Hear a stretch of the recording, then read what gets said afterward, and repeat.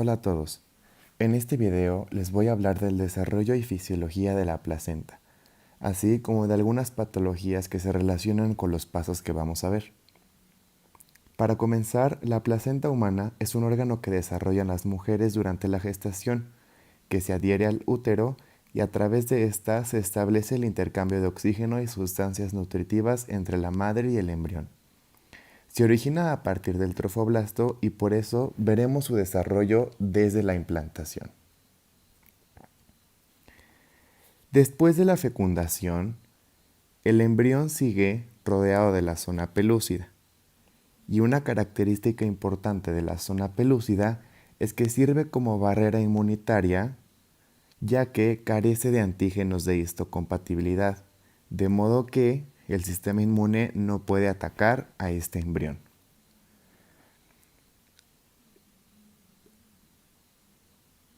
La zona pelúcida se disuelve en el polo embrionario y por ende el blastocisto sale por este agujero para empezar la implantación. Este proceso se le denomina eclosión del blastocito. Ahora, una de las funciones de la zona pelúcida es evitar la implantación prematura en la pared de la trompa en fase de segmentación.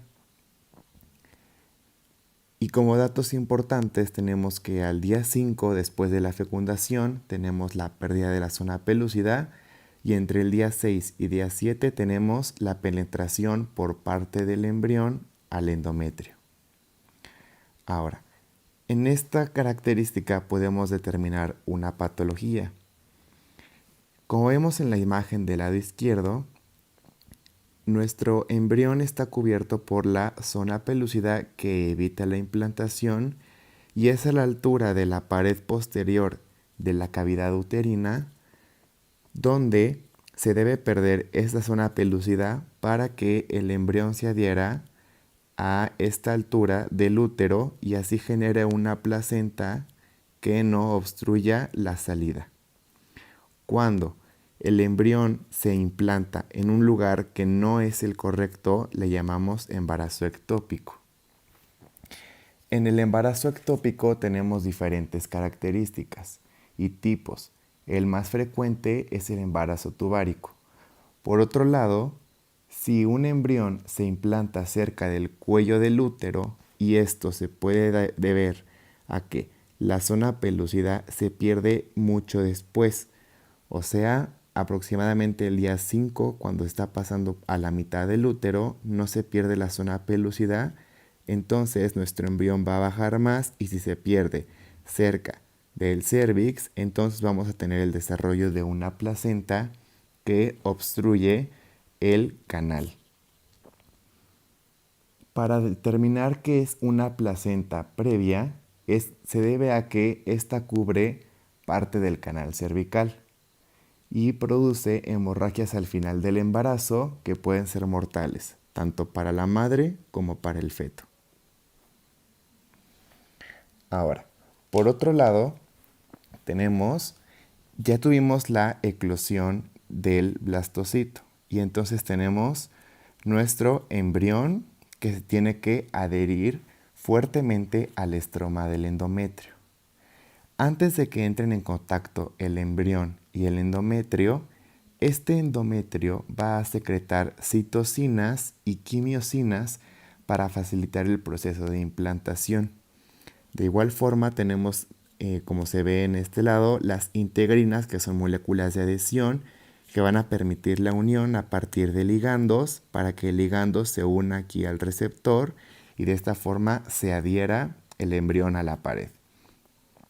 Otro ejemplo que tenemos son las citocinas y una muy importante es el factor inhibidor de leucemia. El trofoblasto embrionario, que es este que vemos aquí en verde, va a tener los receptores necesarios para adherirse al endometrio con ayuda de estas moléculas. Entonces, ya que tenemos la adhesión del trofoblasto al endometrio, va a empezar a la diferenciación del trofoblasto en citotrofoblasto y sincitiotrofoblasto, que este es multinucleado y se va a expandir exponencialmente. Ahora, es entre el día 10 y día 12 después de la fecundación que el sinsitio trofoblasto ha cubrido completamente al embrión y se va a empezar a agrandar por todo el endometrio. Ahora, los fibroblastos del estroma endometrial se van a hinchar por glucógeno y gotas lipídicas durante este proceso para convertirse en células deciduales que van a estar fuertemente adheridas. Este proceso le llamamos reacción decidual y una de sus importancias es que va a formar una matriz celular que primero rodea al embrión y después a todo el endometrio. Y como característica es que proporciona un lugar privilegiado. Esto significa que el sistema inmune de la madre no va a poder atacar al embrión al reconocerlo como un objeto extraño porque está en un lugar del que no se permite las características necesarias o las funciones necesarias para que el sistema inmune de la madre ataque. Otra cosa importante para evitar el reconocimiento materno del embrión como un cuerpo extraño es que durante la fase progestacional los leucocitos infiltrados van a empezar a secretar interleucina 2 y entonces la interleucina 2 como la reacción decidual van a favorecer el desarrollo embrionario sin que la madre ataque al embrión. Ahora, conforme el sinsitio trofoblasto fue creciendo, van a erosionar las arterias espirales para formar pequeñas lagunas trofoblásticas. Esto puede provocar cierta salida de sangre del útero que va a producir este manchado que es confundido con una menstruación anómala. Ahora, una patología que podemos determinar aquí es una falla en la reacción decidual. Si tenemos una falla en la reacción decidual, es posible que tengamos una patología a la que le llamamos acretismo placentario. El acretismo placentario se define como una implantación placentaria con una adherencia anormal como consecuencia de una ausencia total o parcial de la decidua basal y el desarrollo imperfecto de la capa de Nitabug. Esta capa es una capa fibrinoide que separa el corión frondoso de la decidua basal. Esta inserción anómala la podemos identificar con 3 tipos. En esta imagen podemos ver el endometrio de la mujer, el miometrio y el perimetrio. Una placenta normal solamente va a estar cubriendo el endometrio, la capa funcional. Después tenemos 3 tipos de patologías en acretismo. Podemos tener una placenta acreta, increta o percreta. La acreta, sus características es que las vellosidades se van a fijar superficialmente al miometrio, o sea, tienen la A de que se adhiere al miometrio. La increta es cuando las vellosidades invaden profundamente al miometrio, y aquí tenemos la I de invade al miometrio. Y finalmente la forma más grave es la percreta, que es cuando las vellosidades invaden todo el miometrio y perforan el perimetrio. Aquí tenemos la P con P de perimetrio. Ahora, vamos a ver el desarrollo de las vellosidades coriónicas. Primero tenemos un periodo prevellositario, que es cuando solamente tenemos nuestro citotrofoblasto y el sinsitiotrofoblasto. Conforme empieza a avanzar el desarrollo embrionario y a finales de la segunda semana, vemos el desarrollo de las vellosidades primarias, que significa que el citotrofoblasto comienza a proliferar para formar estos picos que se observan en la imagen, que son acumulaciones de células citotrofoblásticas solamente, y a esas les llamamos vellosidades primarias. El desarrollo va a continuar y ahora a estas vellosidades primarias que tenían una acumulación de células citotrofoblásticas se les adjunta un mesénquima. Este mesénquima proviene de la placa coriónica, que es mesodermo extraembrionario.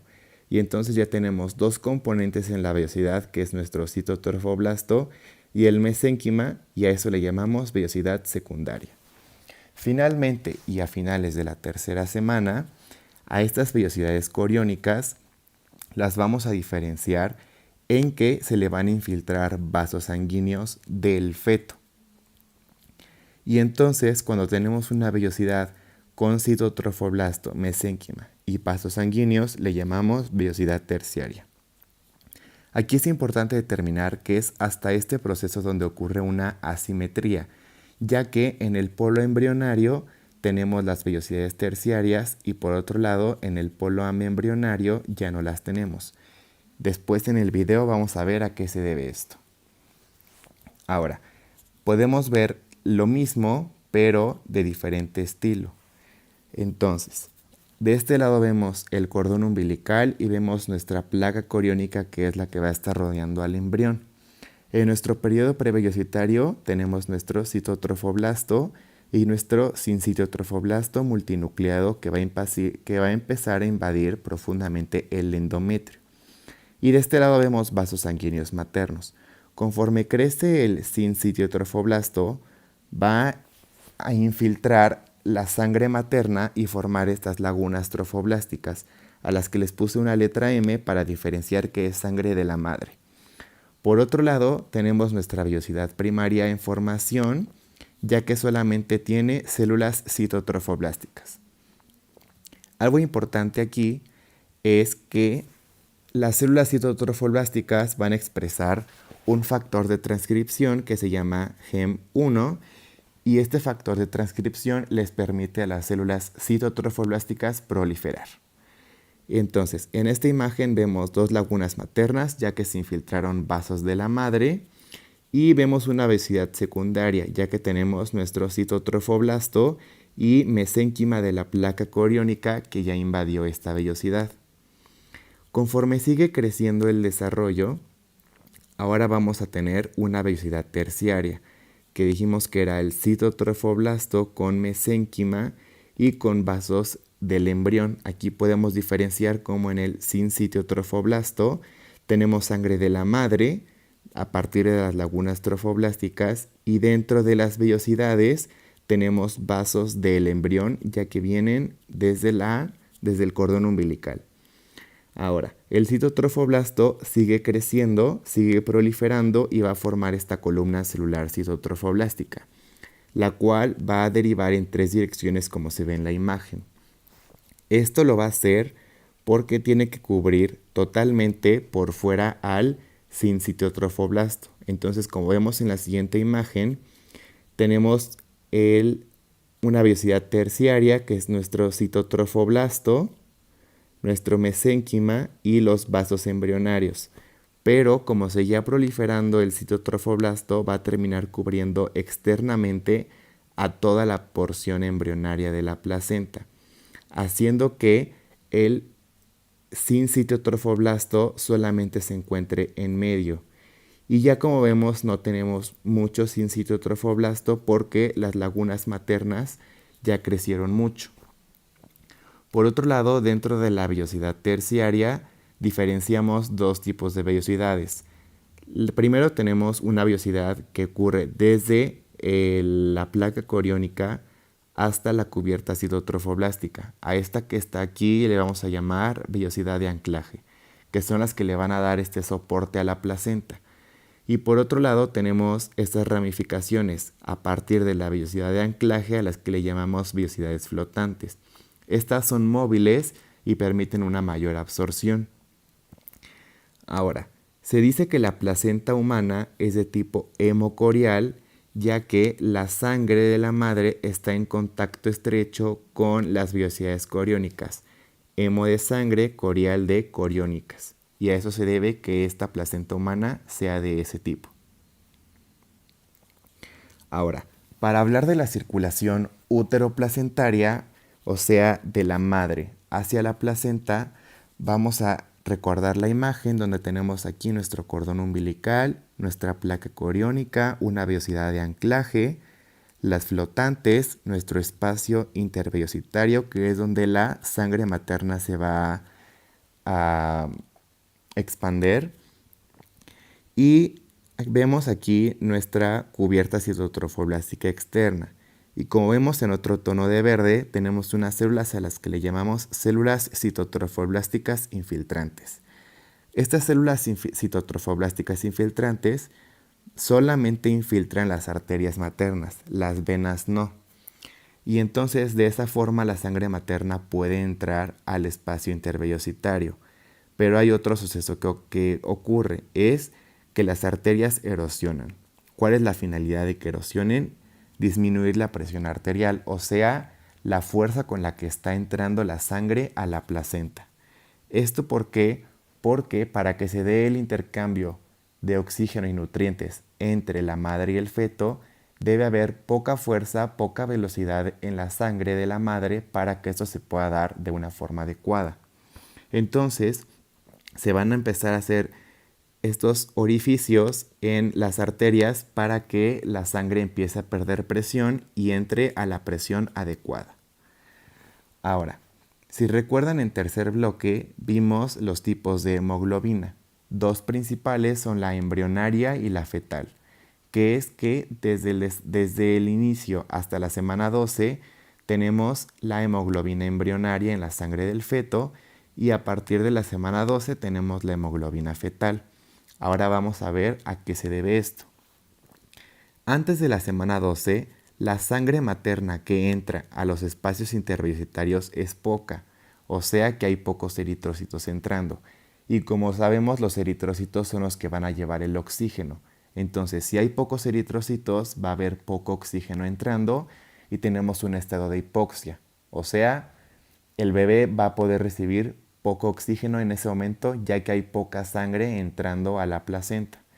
Y es por eso que tenemos que el feto tiene que usar la hemoglobina embrionaria. Y si recordamos, la hemoglobina embrionaria es característica porque de todas las hemoglobinas es la que tiene mayor afinidad por el oxígeno. Esto se debe a que ya que entra poco oxígeno, el feto tiene que captar lo más que pueda de esta sangre que está entrando.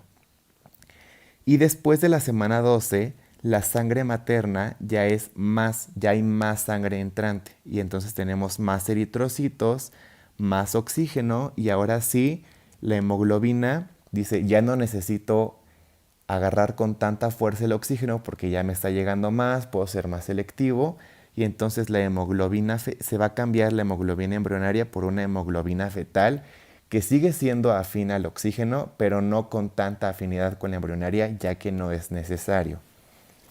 Ahora, hablamos mucho del corion, pero ¿qué es el corion? El corion está compuesto por dos estructuras, por el mesodermo extraembrionario y el trofoblasto. El trofoblasto a su vez lo dividimos en citotrofoblasto y sincitiotrofoblasto. Y ahora sí vamos a hablar de por qué las vellosidades terciarias son asimétricas. Como sabemos, tenemos nuestro polo embrionario y nuestro polo abembrionario. En el polo embrionario vamos a tener poco oxígeno y esto va a ser un ambiente favorable para que crezcan las vellosidades. Este ambiente de hipoxia, ¿a qué se debe? A que las arterias espirales están selladas con tapones citotrofoblásticos.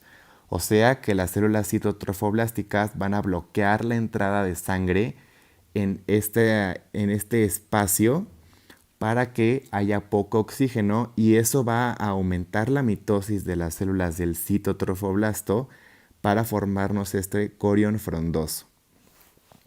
Por otro lado, tenemos la otra zona donde no tenemos este corion frondoso, no tenemos las vellosidades terciarias y en este lado las células citotrofoblásticas no van a sellar las arterias espirales y si no las sellan, ¿qué es lo que van a provocar? Que haya mucho oxígeno entrando.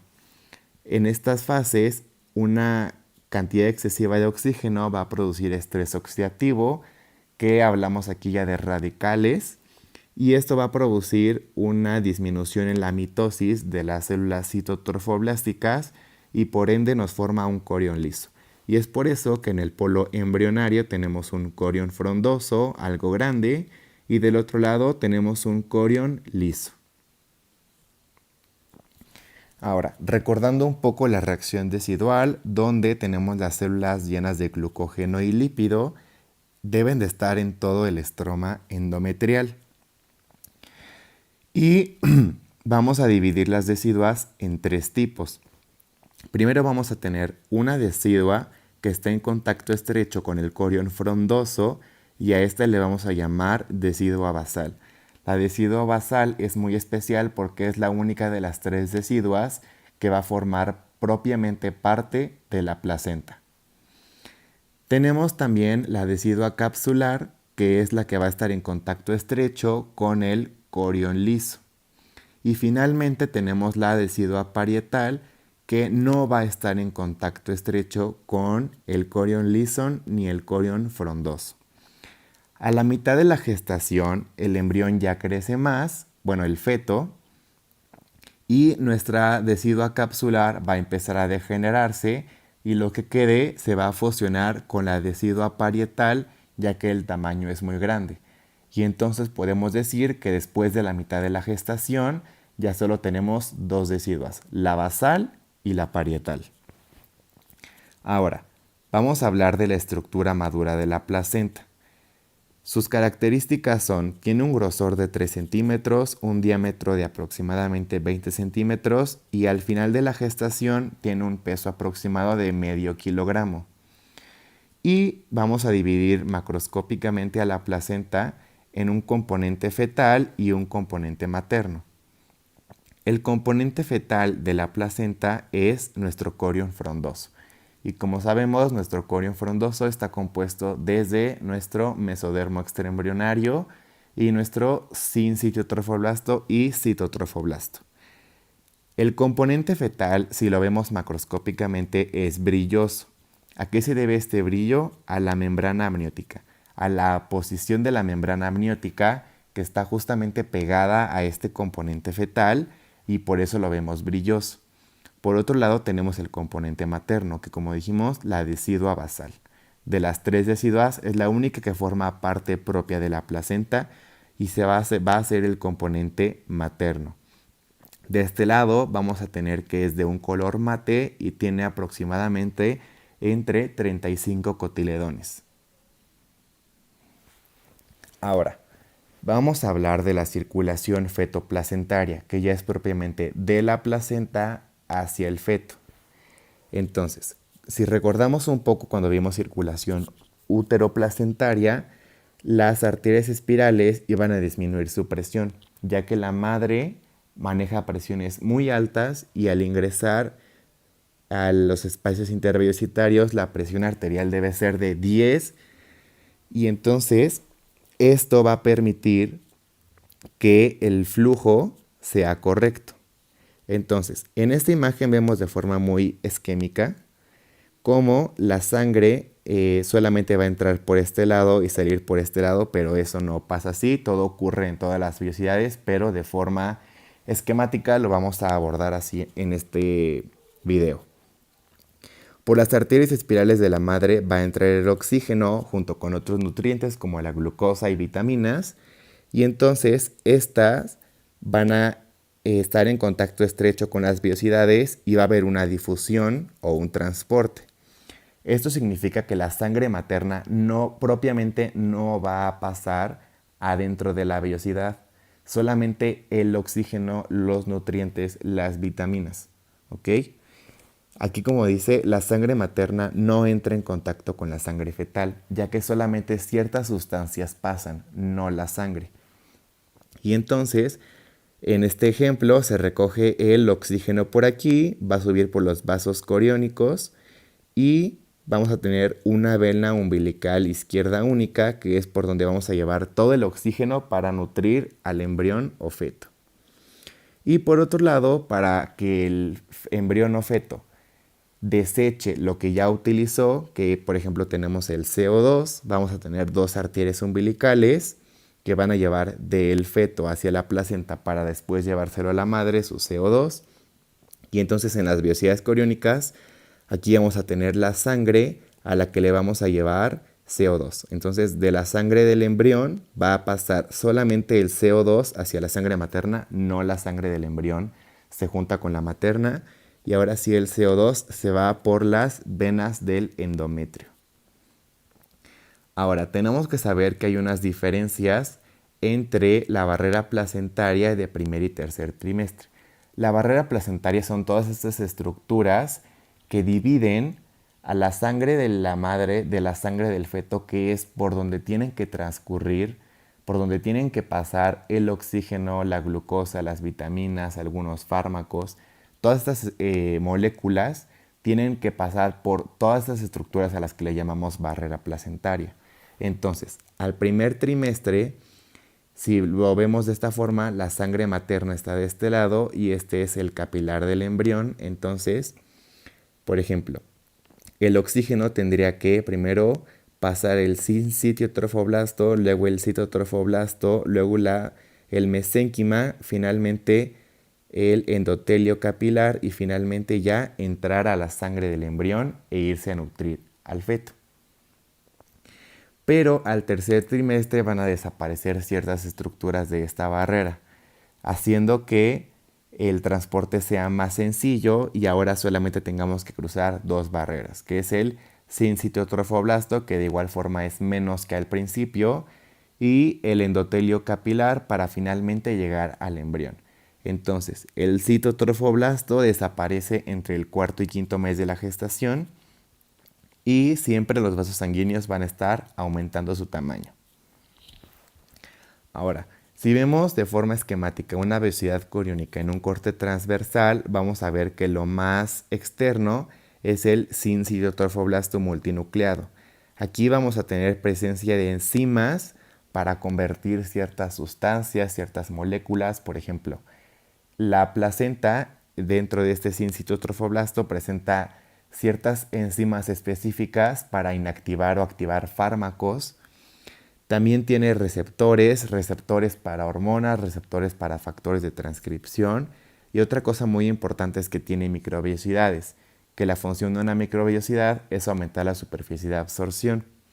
Las microvellosidades pueden cambiar, ya que si el embrión requiere más oxígeno o alguna sustancia en específico de mayor cantidad, van a aumentar el tamaño de microvellosidades en la vellosidad. Sin embargo, si el embrión necesita menos, estas microvellosidades pueden desaparecer algunas para que sean menos. Después tenemos el citotrofoblasto y adentro tenemos nuestro mesénquima con los vasos embrionarios y vemos unas células grandes que se les llama células de Hofbauer, que son los macrófagos fetales, que igual al primer trimestre se observan muchos y al tercer trimestre ya hay menos. Ahora, vamos a hablar de la fisiología placentaria. Esto es hablar qué pasa de la madre al feto y después vamos a hablar qué pasa del feto a la madre. De la madre al feto principalmente le vamos a llevar estas moléculas, sustancias, que es el oxígeno, el agua, electrolitos. Le vamos a llevar nutrientes, principalmente a la glucosa, ya que a diferencia de la madre que se puede nutrir de varias sustancias, el embrión lo hace principalmente de la glucosa. Le vamos a pasar anticuerpos, esto significa que la madre le va a pasar inmunoglobulina G a su bebé durante el embarazo. ¿Esto con qué finalidad? Darle inmunidad pasiva al nacimiento, o sea, que cuando el bebé nazca esté protegido de las enfermedades infecciosas, pero al ser una inmunidad pasiva, eso significa que no dura para toda la vida, ya que solamente es temporal. También van a pasar vitaminas, principalmente las hidrosolubles, pasan hormonas esteroideas, pasan fármacos. Esto es benéfico y maléfico, ya que de forma benéfica un fármaco que vimos durante todo el desarrollo del embrión que es bueno es el ácido fólico. Pero igual tenemos otro tipo de medicamentos que pueden dañar al bebé o incluso provocar un aborto. También tenemos el paso de microorganismos. Y en esto hago una cápsula para hablar del perfil TORCH. El perfil TORCH es un grupo de exámenes que evalúan infecciones diferentes en un recién nacido. O sea que si la madre tiene una infección durante el embarazo, tiene algún microorganismo dentro, un patológico, se lo puede pasar al bebé a través de esta barrera placentaria e infectar a su bebé. Y es con este examen que se determinan algunas de los principales patógenos que causan enfermedades congénitas. Por ejemplo, tenemos la TO de toxoplasmosis, la R de rubiola, la C de citomegalovirus, la H de herpes simplex y VIH, y también el sífilis. Estas son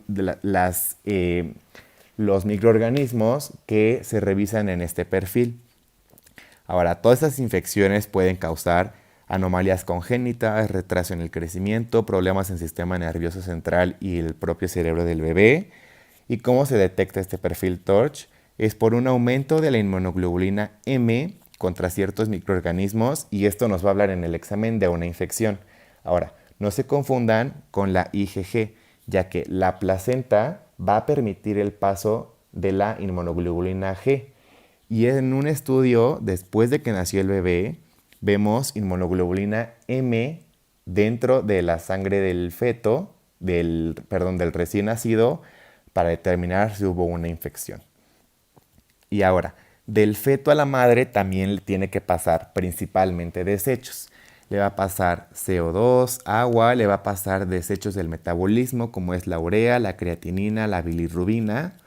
Le va a pasar hormonas y le va a pasar antígenos de eritrocitos principalmente. Ahora, una patología que vemos aquí es la eritroblastosis fetal. Esta es una enfermedad en la madre que se da cuando la madre produce anticuerpos contra las proteínas RH de los eritrocitos del feto.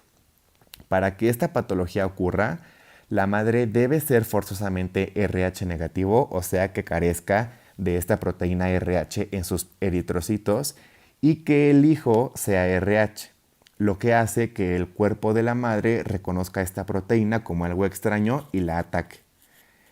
Ahora, para que ocurra, la madre siempre debe ser RH negativo y el feto que va a tener esta patología debe ser por lo menos el segundo RH positivo que esté en ese útero, o sea que sea de esa madre.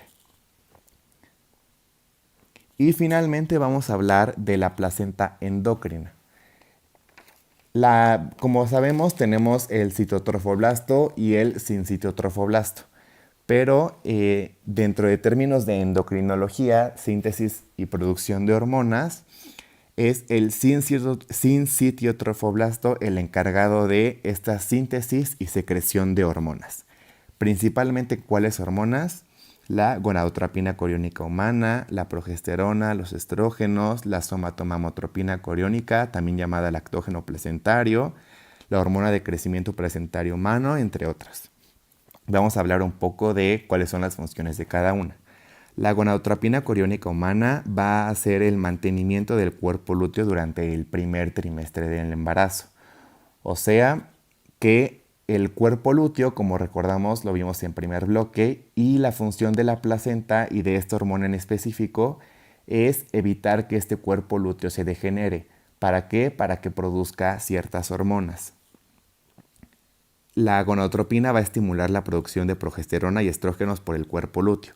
¿Por qué? Porque la placenta no es tan grande para producir todas las hormonas requeridas durante el embarazo por su cuenta.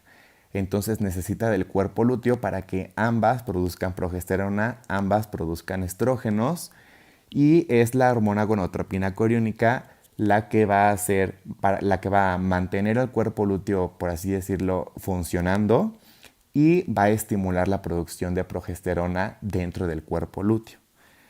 Claro, solamente durante el primer trimestre. Después del primer trimestre ya no se va a mantener el cuerpo lúteo, este va a degenerar, y ahora sí la placenta tiene todo lo necesario para que durante el segundo y tercer trimestre del embarazo realice funciones de forma autónoma. Y otro dato es que su concentración máxima en sangre se observa a la 8ª semana, que es a finales de la etapa embrionaria para entrar a la etapa fetal. Otras hormonas producidas por el sincitiotrofoblasto son la progesterona y los estrógenos, que sus funciones ya las sabemos. Y datos interesantes es que la progesterona se sintetiza independientemente en la placenta a partir de precursores de acetato o colesterol. Y los estrógenos se sintetizan dependientemente de placenta más glándulas adrenales fetales más hígado fetal. Esto significa que la placenta no tiene todas las enzimas necesarias para producir estrógenos por su cuenta. Entonces requiere de ciertas enzimas que solo se encuentran en otros órganos fetales para que entre todas puedan producir los estrógenos. Ahora, el libro Carson dice que probablemente la hormona gonadotropina coriónica humana, la gonadotropina coriónica humana regula la secreción de progesterona y estrógenos, aunque esto todavía no está claro. Otra hormona producida por la placenta es la somatomamotropina coriónica, también llamada lactógeno placentario. Dentro de sus principales funciones están el crecimiento de mamas, promueven la lactancia, desarrolla ciertos cambios en el metabolismo de carbohidrato y lípidos, dentro de los cuales tenemos resistencia a la insulina. Como sabemos, la insulina solamente una de sus funciones es que la glucosa entre a los tejidos para ser utilizada. Y entonces el término resistencia a la insulina, de forma breve, significa que los receptores de insulina serán, por así decirlo, inactivados para que la glucosa no entre a los tejidos de la madre y continúe dentro del torrente sanguíneo. ¿Esto por qué? Porque si recordamos, el principal nutriente del feto es la glucosa. Entonces necesitamos darle la mayor cantidad de glucosa posible. Y entonces esta hormona produce esta resistencia a la insulina para evitar que la glucosa de la madre entre a sus propios tejidos y simplemente siga por la sangre hasta llegar a la placenta y dársela a su feto. Pero ya que le quitamos la glucosa a la madre, le necesitamos dar alguna otra cosa para que ella pueda generar cierta energía. Y entonces esta hormona genera lipólisis para que de esta forma la madre se pueda nutrir, ya que no va a tener toda la glucosa que antes tenía. Otras hormonas es la tirotropina coriónica, la corticotropina coriónica y otra importante es la hormona de crecimiento placentario humano. Esta va a permitir un crecimiento placentario parácrino. El crecimiento placentario parácrino es que las células del sinsitio trofoblasto van a liberar esta hormona y se la van a dar a células vecinas, como es el citotrofoblasto, para que éste siga proliferando y la placenta se haga más grande. Esta hormona no va a entrar al torrente sanguíneo fetal. En ningún momento del embarazo, dentro del suero del feto, se va a observar esta hormona. A partir de la semana 15, esta hormona placentaria va a sustituir a la hormona que hace funciones de crecimiento en la madre de forma regular cuando no está embarazada. ¿Y qué va a producir? Un aumento en la gluconeogénesis en el hígado materno, porque necesitamos producir más glucosa para llevarse al bebé desde la madre. Y el estímulo requerido para la liberación de esta hormona es una disminución de glucosa en sangre de la madre. Entonces, cuando hay poca glucosa en sangre de la madre, la placenta lo detecta y hay liberación de la hormona de crecimiento placentario humano.